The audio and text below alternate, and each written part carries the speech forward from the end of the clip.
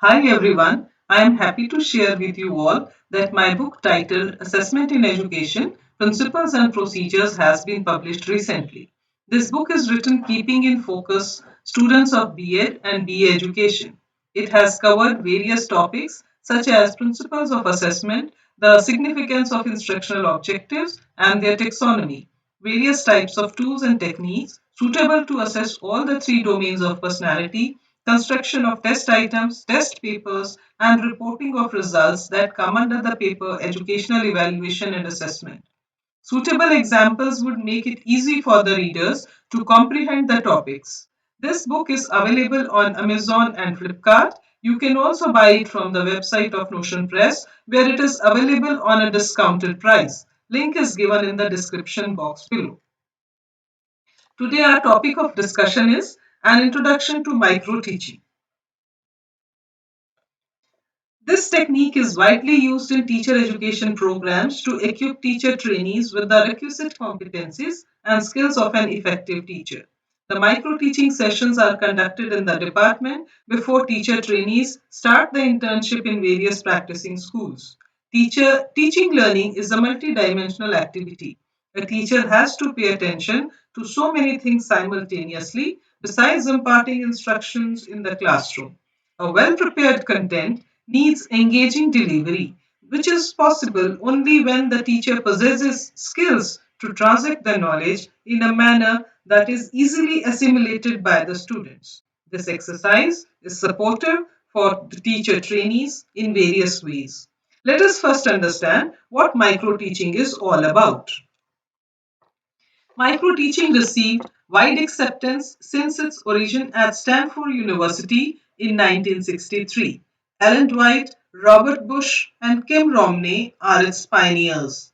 The term micro teaching was coined by Ellen Dwight. It is scaled down teaching in terms of content, time, and size of the class.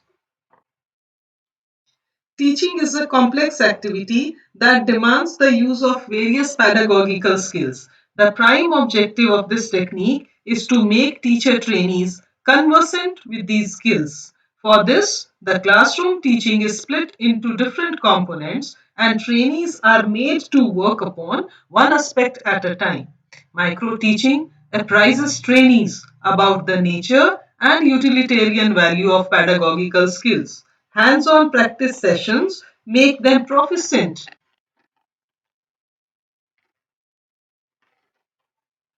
in use of individual skills. Further, they also learn to integrate these skills for compelling instruction imparting. As mentioned earlier, micro teaching is scaled down teaching. Trainees take only one skill and demonstrate the same to a small group of students or peer group. Demonstration time extends from 5 to 6 minutes. The practice of the skill continues till a fair level of eminence is attained. It is basically the groundwork for a diligent profession.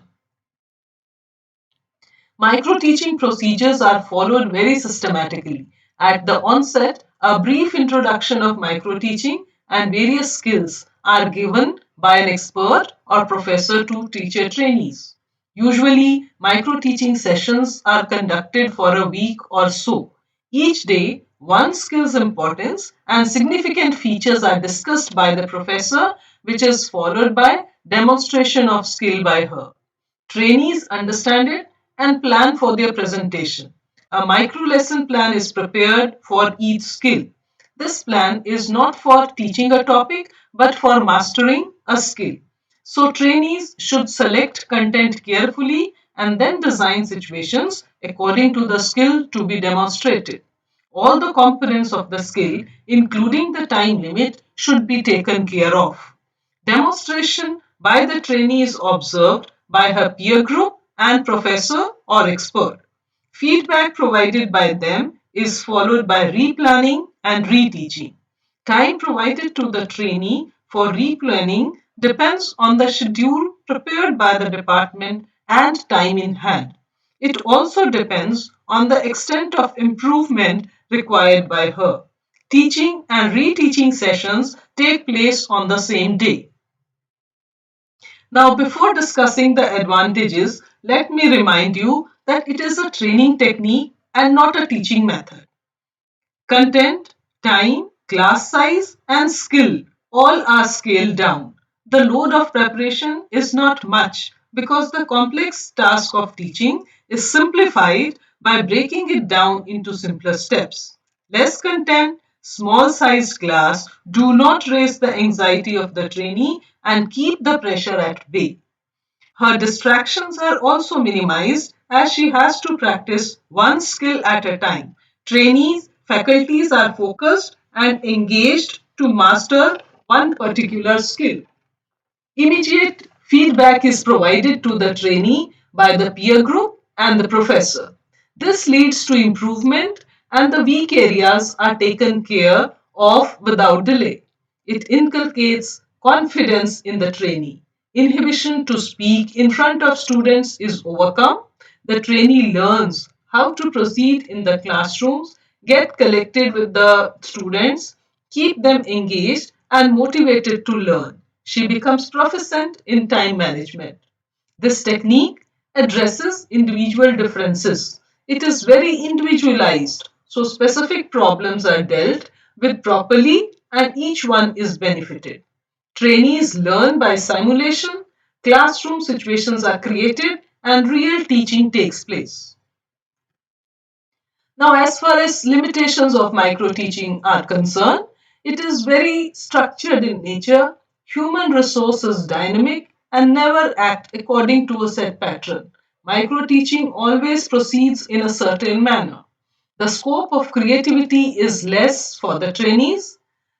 Teacher educators' expertise is very much required, in absence of which a competent teacher cannot be prepared.